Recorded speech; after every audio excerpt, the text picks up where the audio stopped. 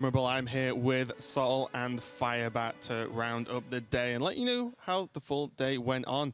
We can check out the brackets coming up now for all of the groups. As you know, as Admirable quite rightly said, we've had the first 4 players confirmed for next week for BlizzCon. In Group A, we saw Jason Show actually move on versus Cydonia in the first series of the day. In a pretty tense series. It looked like early on he did have it, but Cydonia managed to fight back pretty well, and now Cydonia is knocked down into the lower bracket.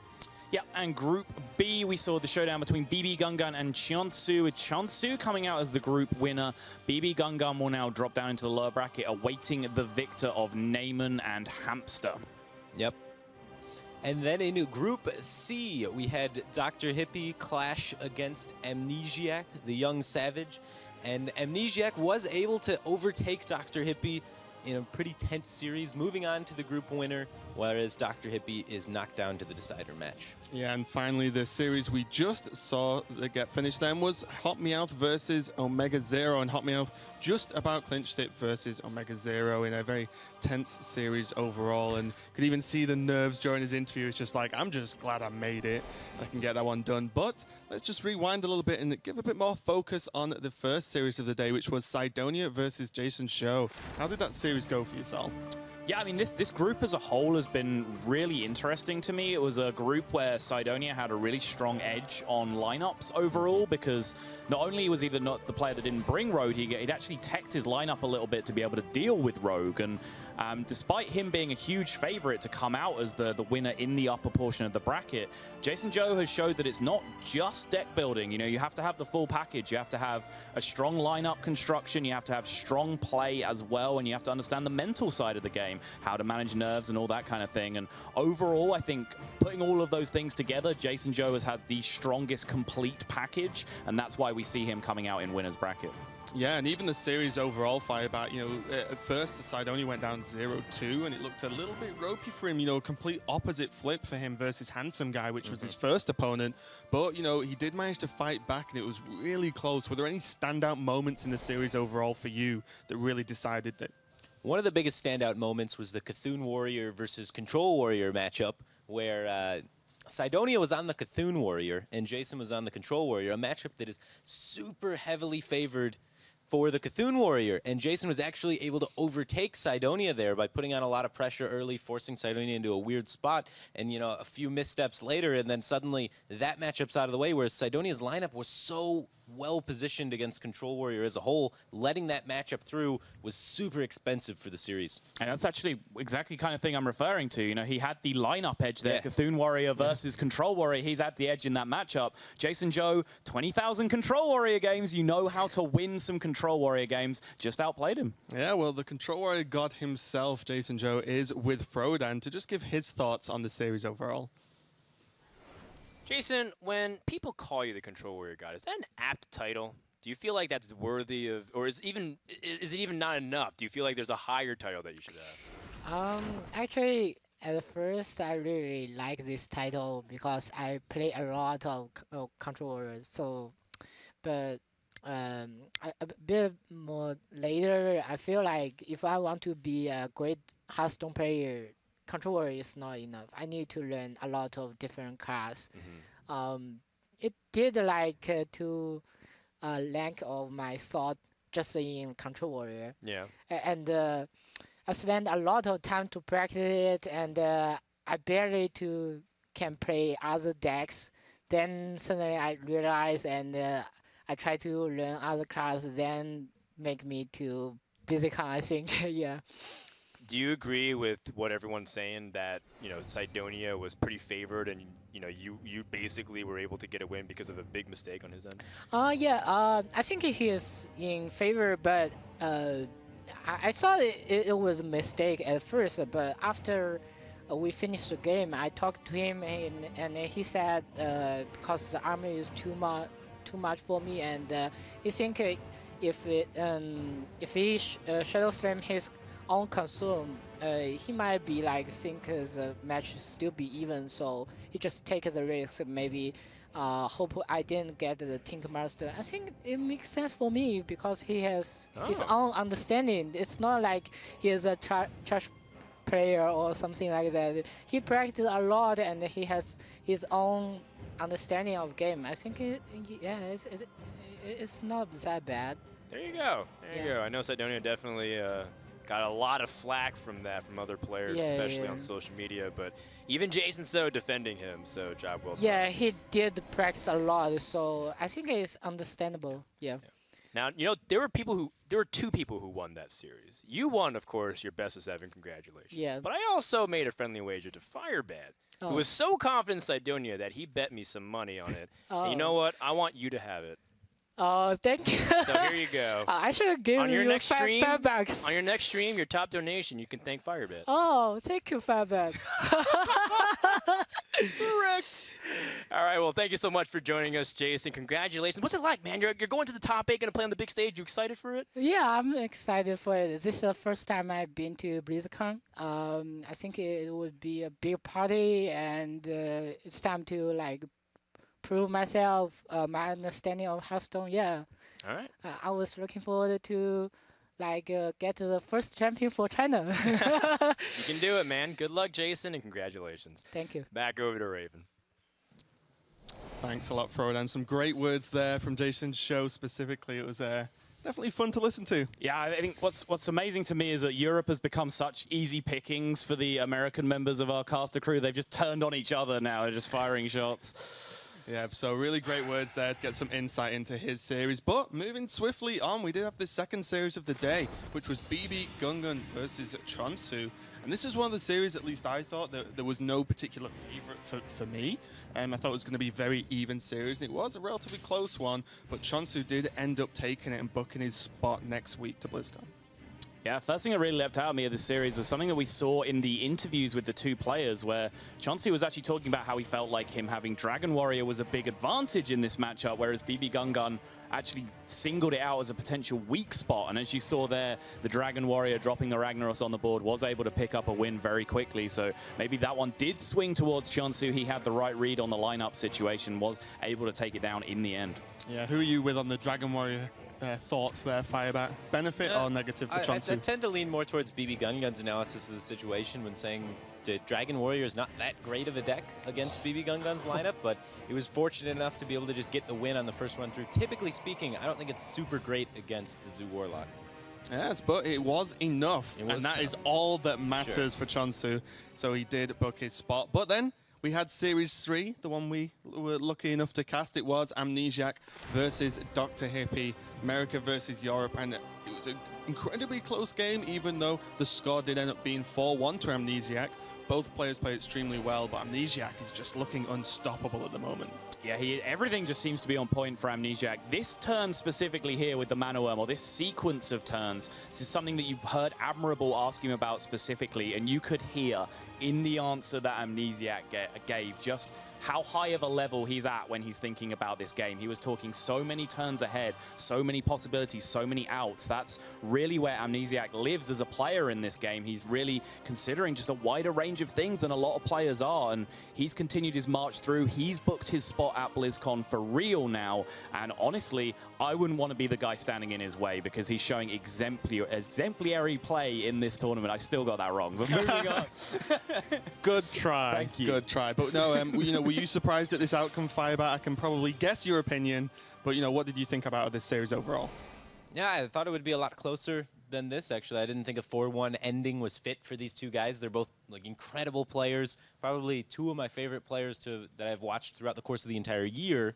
And they clashed, and I was like, yeah, it's going to be a nail-biter 7-game series. And Amnesiac kind of smashed Hippie. So yeah, it definitely was a quick one, but the young savage himself has graced us with his presence for a few words with Frodan on the caster desk. Amnesiac, congratulations, man. Give me some initial thoughts on your excitement of being able to play on the big stage. Before that, subtle, it's exemplary. Okay. Young Savage. Wow, even Subtle acknowledges that. Well played, sir. Now we can get back onto the main topic. Man, you're going to BlizzCon. You're going to be playing the big stage. This is always what you've dreamed of, right? Yeah, I mean, this is every pro player's dream, of course. I'm really happy with how I played and how I prepared for this event, so I wouldn't say I'm super surprised, but it's still kind of settling in. It's not enough though. It's first or bust. Yeah, I mean, I didn't come for second place. Oof, I like it, like it. You get the sound bites in. I'm liking it. Let's talk a little bit about that game that Amber was talking about. I'm actually very curious myself to hear some of its explanations because we were in the back. Definitely, interested in what you were thinking and what you were setting up those mana worms because it was one of the things that we pointed out. It's like, how is it ever to the point where mana worms are at 5 attack apiece and your opponents at died had health? So let's go ahead and roll the film and just talk a little bit about some of the mentality you had going into this turn. Sure, yeah. So I kind of opened with the nuts. The double mana worm and the 1 image was really good. So I was thinking, all right, the only way I lose is some sort of Cloaked Huntress thing. And so he had it, which was fine. I still thought my hand was good enough to beat it. But I was thinking about it, and I didn't have any information on what that last card would be this turn, but I found out pretty quickly next turn when he had a really weak turn. But I was kind of thinking it through, and I'm like, okay, it's probably never right to attack this turn because the chance that Explosive Trap is so high, and then I'm letting him trade with the 1/1 into my 3/1, then if he has a card, because I don't know what the last card is. I have no information on it yet. I can't read it at all. So I'm thinking, all right, well, he could very easily just have something to ping off the other worm, and then I have no pressure. I've procced the traps, and I'm probably going to lose. So I knew I had to kind of patience it out and look for a 2-turn swing. And so that's what I was setting up over the course of the turns. And then you can see here I crash in for like 15 with mana worms, and that was pretty much my long-term game plan. Yeah, definitely, and ended up working out really well too because you were in a position where he was just a couple of points off of killing you. So if you were a little bit off on your calculations, you were dead. Yes. Yeah, So it was a razor-thin game. When he drew the bow, it got a lot closer. If he didn't draw bow that turn, I would have won really comfortably, I think. But I kind of played with it in mind, like, all right, his best draw is bow. I still have game against it, so I'm going to take this line. The rest of the series, in those 4-1, did you feel like it was pretty one-sided, or was it closer than what the eye makes it seem? The games were all really close. Like the Hunter Mirror, I thought was really close. Game 1 was hard to navigate from my end. Even the Hunter versus Druid, it was kind of unique. And then the last game also, I had a couple of decisions that I was happy with, but I'd say that I definitely got the better end of some of the draws, and the games went my way. But I still think that it was close. He played well. I feel like I played well as well, and yeah, I think it was a good series, even though it kind of came out as 4-1 in the end. Yeah, full confidence Dr. Dippy would get second place in the group? I would definitely put him as a favorite over the other two, for sure. All right. Well, we'll see what happens. Congratulations, first seed in Group C. And Amnesiac's going to the top 8 for the BlizzCon stage. That wraps up our interview. Let's head over back to Raven for some further analysis. Thanks a lot, Frodan. Moving on to match 4 of the day, and the last match of the day is Hot Meowth versus Omega Zero. So Hot Meowth, the American player, really took great strides in his difference between his championship play and his play in the last couple of days versus Omega Zero, who actually, is continuing to be very consistent, and his deck building skills have really been on show the last couple of days or so, but it wasn't enough as Hot Meowth ended up taking it. Yeah, I think you've hit the nail on the head. I think Hot Meowth was a player coming into this tournament that perhaps not everyone was even really taking him seriously. He kind of presented himself as this kind of goofy, memey kid, and people weren't really sure how much of an impact he was going to have on this tournament. But he's turned up with a new look, a new mentality. He's taken it seriously. He says he's got the hidden Hearthstone key to victory locked away somewhere, and so far we're not seeing any information to argue with him because he's just snowballing his way through. Yeah, he was one of the best performing players yesterday or the day before, and he continues to show that today. Like, Omega Zero is no slouch. I've been truly impressed by this guy's performance throughout the tournament, and even more so impressed by Hot Meowth's performance. But that series was crazy close. Yeah, definitely. And, we saw again just from the interview Hot Meowth had straight after the match, he was like, I'm a little bit, relieved. Yeah. I know I could have maybe played better, but I got the win, and that's all that matters for now. But less from me. We can hear from Hot Meowth himself as he is sat at the desk with Frodan. Hot Meowth, we just talked to you like a minute ago, but now that you've had a couple of seconds to clear your head, is there anything else you'd like to add in comment to the series that we watched? Yeah, that was a really close series. I almost feel that I did not deserve the win, but I'll gladly take it because I think his decks are generally really aggressive, but I think like people really praise his deck building, but I feel like some of his decks really have some problems and weakness, and the Shaman deck it's a really greedy totem shaman deck. It works well, but you can see he has no feral spirits, and it's Totem Shaman. He has no 1-drops too, except for a Primal Fusion, I guess. It's generally slower, and like my Face Hunter and like my aggro decks, and generally like just punishes like greedy decks. So I'm glad I farmed it because like I'm pretty sure I queue into all the wrong matchups, and like the Druid versus Shaman, which is really important. I was like, I need to draw really well to do it because I played 2 swipes really early, like, cause like I want to telegraph that I only have 1 swipe. So I played this, and then I played a second swipe, and then the Geddon really pulled it off, cause like he thought I don't like Druid really doesn't like do any big removals, and so I just played Geddon cause I went to Sixo.com, and he has Baron Geddon, Harrison Jones, and the Geddon really pulled me through in the Shaman versus Druid matchup. So I really need to thank Sixo, and I actually had to sub to him sometimes. Yeah, But yeah, because like that matchup actually like pulled me through, and I was relieved because I queued into all the bad matchups, and I'm pretty sure I misplayed like quite a few games. That's okay. I mean, I think the preparation really shows that you put a lot of thought in your lineup, and I mean, you can't really fool us anymore, man. We know how much you try, and especially because you contribute so much to metadata analysis over at the VS report. Yeah, so like I like decks sometimes, but some of them like I just build my own. So, and I just need to like, we just kind of analyze like what are the best decks and what to counter, I guess. Cause like again, like I told in an interview like with Marble, like my decks like some of them have improved matchup, but I kind of make it a little janky just so I have a window to I guess like tech, so like I don't really like auto lose against unfavorable matchups. Like so that's think that like my works. strategy for now. I think that works, and I think it's proven in many tournaments in the past that works. So a job well done. Now I do want to ask you one question to finish out this interview.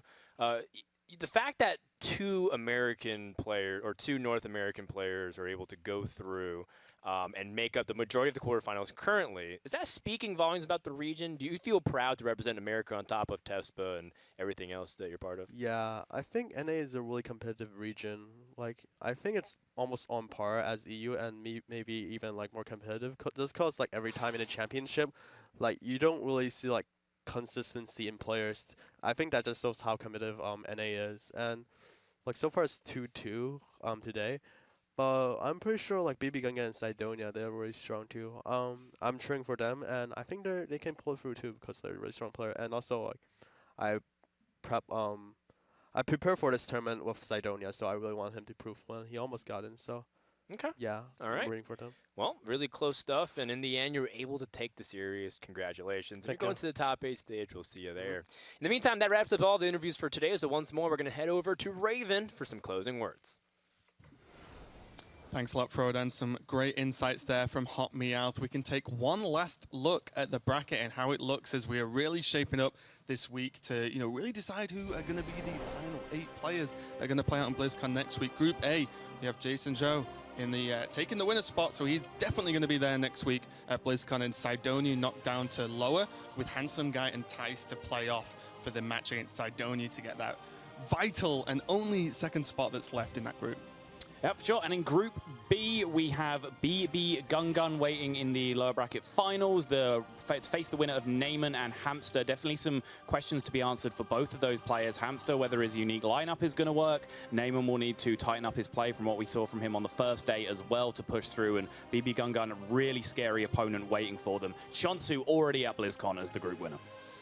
Yep, and then going and looking at Group C, you already have Amnesiac as the group winner, and looking to join him is either Breath or Yulsik, but to get there, they first have to battle out against each other, and then the decider game against Dr. Hippie.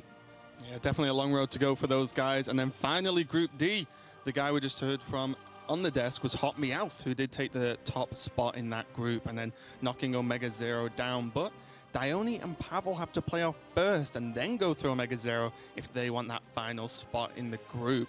So that is going to be all the matches for today. Let us know how you thought they went, if there are any favorites that got one of the spots for next week already. Let us know how the matches are going to go tomorrow. Tweet us at Play Hearthstone or check us out on Facebook. Let us know what you think. But that's going to be us for today. We are back at the same time, same place tomorrow. So enjoy your evening or your day, depending on time zone, and we'll see you next time.